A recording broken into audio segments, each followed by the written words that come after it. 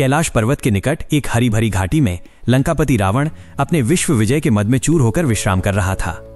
एक संध्या उसने देखा कि आकाश मार्ग से एक दिव्य सौंदर्य उतर रहा है।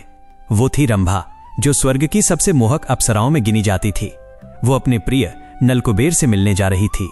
रावण ने अपने मद और शक्ति के नशे में रंभा का मार्ग रोक लिया। अरे सुंदरी, कहां चली? इस वन में मेरी उपस्थिति में किसके लिए इतना सिंगार? रावण की आवाज में एक भयानक अधिकार था। रंभा ने जब क्रूर रावण को अपने सामने देखा तो उसका हृदय भय से कांप गया। उसने अपने हाथों को जोड़कर विनम्रता से कहा, हे दशानन, मैं आपके बड़े भाई कुबेर के पुत्र नलकुबेर की वधू हूं।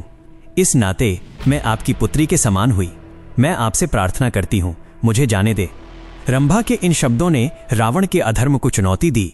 मर्यादा और रिश्ते की बात सुनकर उसके भीतर का असुर क्रोधित हो उठा। उसने अट्टहास किया, एक ऐसी हंसी जो उस शांत वन में विष घोल गई। स्वर्ग की सुंदरता किसी एक की नहीं होती, तुम मेरी दास्ता स्वीकार करो। उसने रंभा की हर विनती को, उसके आंसुओं को और उसके मर्यादा की गुहार को अनसुना कर दिया। अपनी अपार शक्ति का उपयोग करते हुए उसने उस बेबस अप्सरा का अपमान किया। जब यह दुराचार समाप्त हुआ, रंभा अपने अस्त व्यस्त वस्त्रों में टूटे हुए मन के साथ रोती बिलखती नलकुबेर के पास पहुंची। उसने अपने पति को रावण के इस अमानवीय कृत्य के बारे में बताया। नलकुबेर, जिसने अपनी प्रियतमा को इस दयनीय स्थिति में देखा, उसका क्रोध भयंकर ज्वाला बनकर फूट पड़ा। उसने तुरंत देवताओं और सिद्धों की उपस्थिति में पवित्र जल हाथ में लिया और रावण की शक्ति को बांधने वाला वो महाशाप दिया।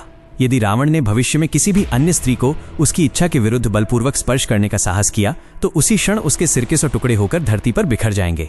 इस शाप के डर ने ही उसे सीता हरण के बाद उन्हें बलपूर्वक छूने से रोक दिया और यही उसके अंत का कारण बना। नमस्कार, बिना सब्सक्राइब किए मत जाना।